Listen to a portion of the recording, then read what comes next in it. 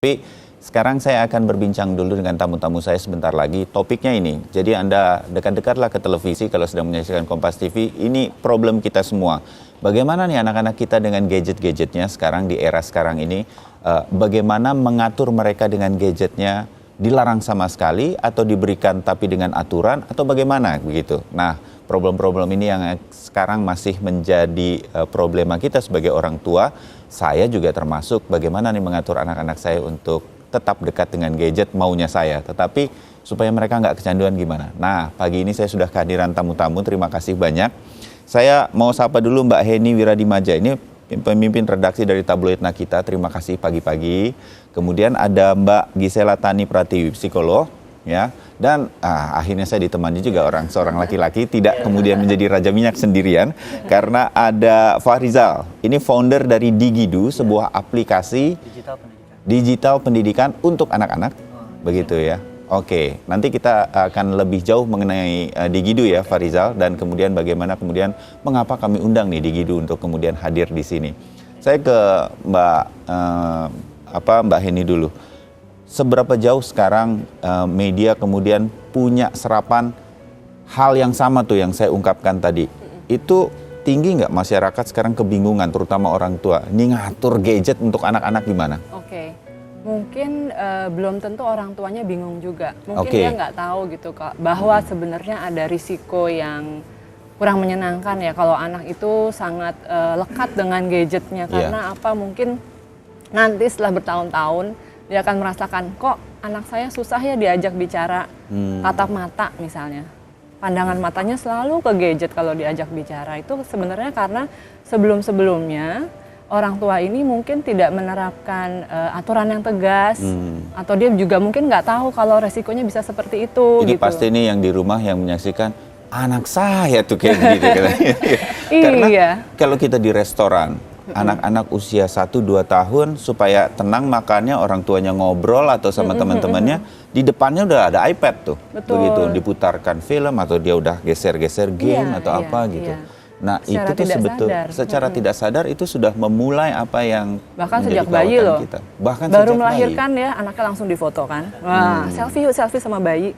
Ini deh kamu gambarnya, itu kan sebenarnya sudah dikenalkan dengan gadget dari awal. Dia udah tertarik kemudian untuk menggeser-gesernya ya. Tidak sadar, kemudian mungkin anaknya rewel, kemudian obatnya yang paling ampuh ya dikasih gambar-gambar visual dan suara dari gadget. Nggak apa-apa sebenarnya, cuma harus tahu risikonya seperti apa dan harus tahu membatasinya bagaimana, sehingga kemudian yang namanya komunikasi, keintiman dalam keluarga itu tidak hilang dan tidak kemudian menjadi milik si gadget itu. Nah, saya ke Mbak Ella kalau gitu. Nah, seperti apa kemudian kita harus mendidik anak-anak kita di era yang seluruh lingkungan kita nih semuanya gadget nih sekarang?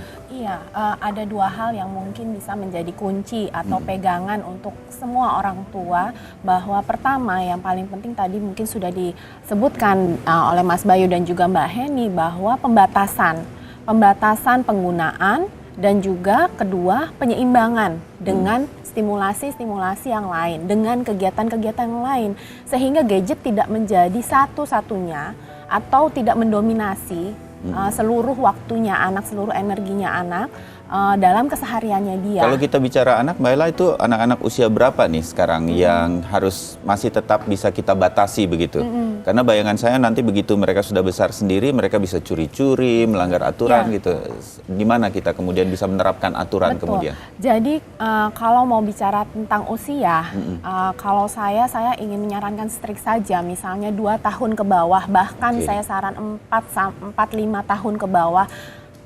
Coba seminimal mungkin bahkan jangan gitu, jangan diperkenalkan. Mungkin dia melihat, misalnya kalau mau lebih bernegosiasi, misalnya orang tuanya punya gadget udah pasti, mungkin dia bersama-sama menggunakan, tidak perlu diberikan ini buat kamu ya nak, khusus buat dia. Biar anteng deh kamu biar gitu anteng ya, jangan ganggu nggak mama usah ya. Ganggu mama kalau mama mau lihat pet atau apa gitu ya.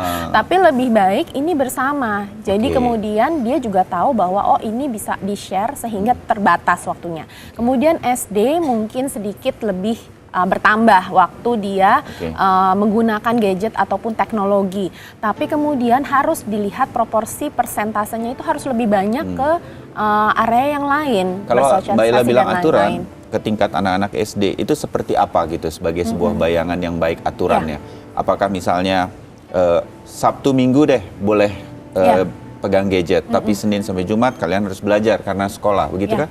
Ya, bisa sebenarnya ada dari APA, American Pediatrics for Children, memang basicnya Amerika, tapi kita bisa lihat itu sebagai salah satu batasan ideal bahwa sebenarnya sehari itu 2 jam. Sehari 2 jam? Sehari hanya 2 jam. Maksimal ya? Itu sudah termasuk menonton televisi, sudah termasuk main game, sudah termasuk katakan dia searching materi di internet seperti itu sudah termasuk semuanya. Tapi kemudian banyak orang tua yang biasanya bertanya gitu ke saya, Mbak, tapi 2 jam itu sedikit banget ya. Betul kan? Apalagi karena ada TV-nya apa segala betul, macam. kita nonton TV saja biasanya acara TV anak-anak setengah jam gitu kan. Bagaimana caranya Mbak? Kembali lagi ke orang tuanya. Oke lah, kita misalnya 2 tambahin setengah jam, tambahin 1 jam. Tapi kita tahu bahwa balik lagi tadi persentase anak ini pertama dia tidak tergantung sama gadgetnya. Kedua dia menemukan enjoyment lain, dia menemukan kesenangan lain di kegiatan-kegiatan lain juga. Dan jadi kemudian mungkin gitu. ketika mereka bermain gadgetnya apa juga aplikasinya atau yang kemudian dimainkan ya Mbak Heni dan Mbak itu. Nah ini ada di Gidu. Sebenarnya di Gidu itu aplikasinya nih apa?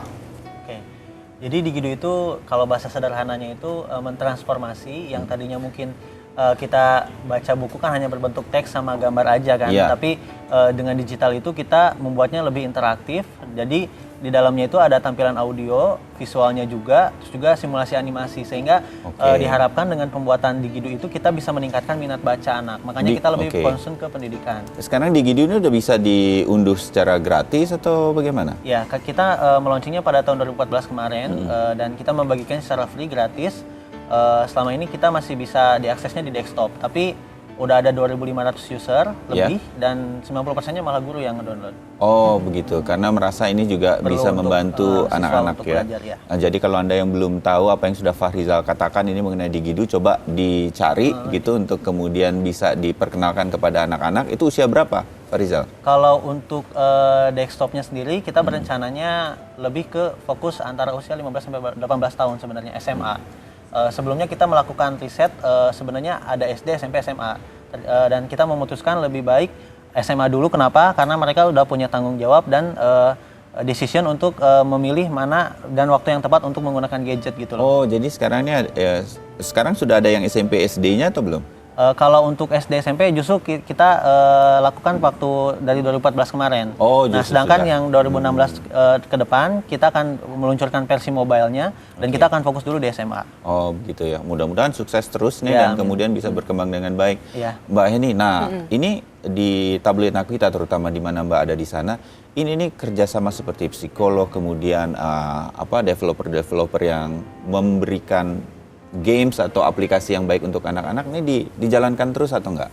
Tentu ya, jalan Karena terus. kita untuk memberikan informasi kepada pembaca, kita tentu memakai narasumber yang memang berkompeten di bidangnya. Kalau misalnya itu mengenai tumbuh kembang anak, pasti kita akan berkonsultasi dengan seorang psikolog.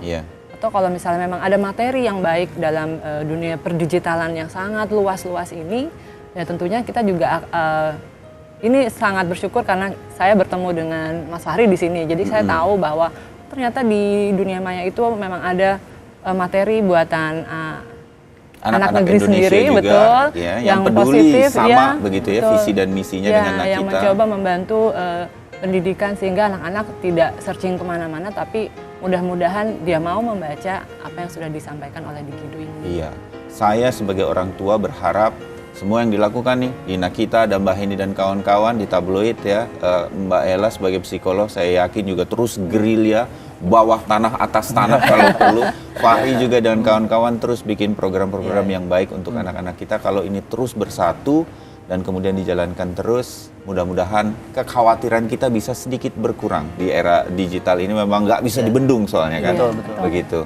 Jadi mudah-mudahan semangat terus. Terima kasih sudah hadir di sini. Mudah-mudahan bertemu hari ini bisa kemudian berlanjut di Nakita dan seterusnya. Terima kasih sekali lagi Mbak Heni, Mbak Ella juga Fahri sudah hadir di kesempatan kali ini. Nah saudara, itulah kira-kira sekelumit saja bagaimana kemudian kita bisa melakukan sesuatu di era digital ini untuk melindungi anak-anak kita. Mereka tidak ketinggalan zaman, tapi mereka juga tetap bisa bersatu bersama kita sebagai keluarga. Itu yang paling penting. Nah setelah ini, setelah jeda, Sapa Indonesia akan kembali dengan Headline Online. Ada beberapa hal menarik yang akan disampaikan nanti, jadi tetap bersama kami.